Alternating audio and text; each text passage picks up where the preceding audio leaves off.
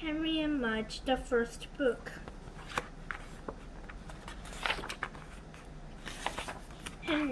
Henry had no brothers and no sisters. "I want a brother," he told his parents. "Sorry," they said. Henry had no friends on his street. "I want to live on a different street," he told his parents. "Sorry," they said. Henry had no pets at home. "I want to have a dog," he told his parents. "Sorry," they almost said. But first, they looked at their house with no brothers and sisters. Then they looked at their street and no children.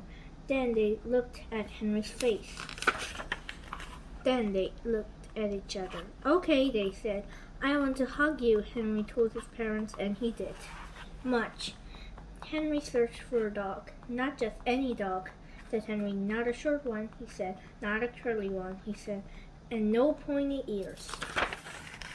Then he found Mudge. Mudge had floppy ears, not pointed, and Mudge had straight fur, not curly, but Mudge was short. "Because he's a puppy," Henry said. "He'll grow." And did he ever? He grew out of his puppy cage. He grew out of his dog cage. He grew out of 7 colors in a row. And when he finally stopped growing, he weighed 180 pounds. He stood 3 feet tall, and he drooled. "I'm glad you're not short," Henry said. And Mudge licked him, then sat on him. Henry used to walk to school alone.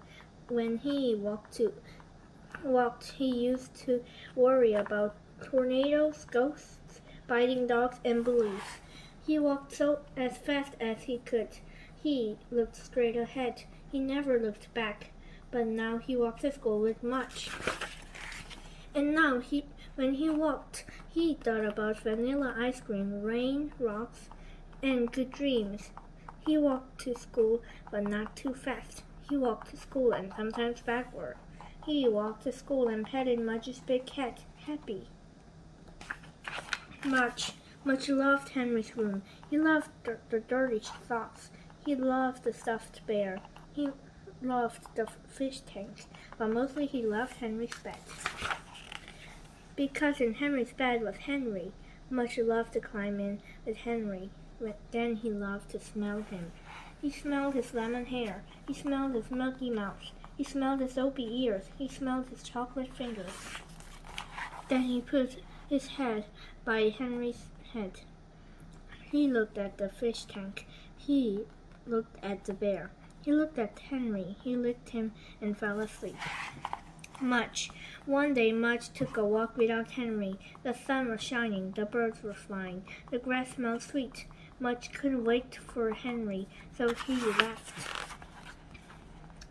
He went down one road, sniffing the bushes, and then another road, kicking up dust.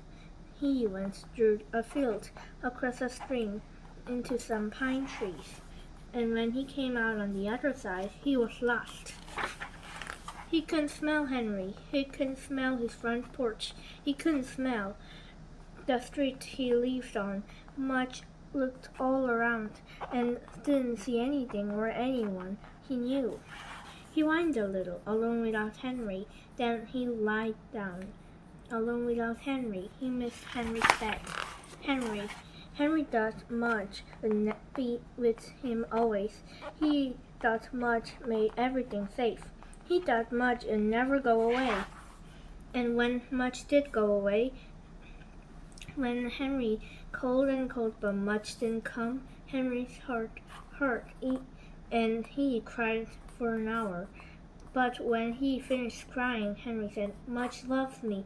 He wouldn't leave. He must be lost." So Henry walked and walked, and he called and called, and he looked and looked for his dog Mudge.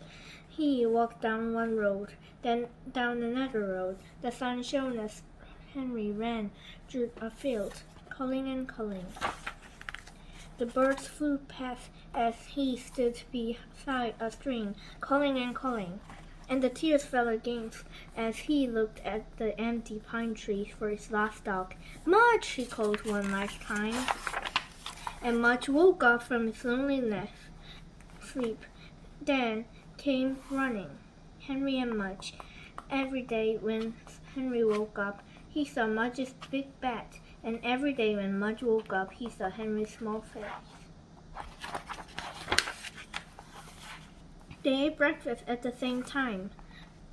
They ate supper at the same time. And when Henry went to school, Mudge just lay around and waited. Mudge never went for a walk without Henry again, and Henry never worried that Mudge would leave. Because sometimes in their dreams, they saw long pleasant roads, big wide fields, steep streams, and pine trees. In those dreams, Mudge was alone and Henry was alone.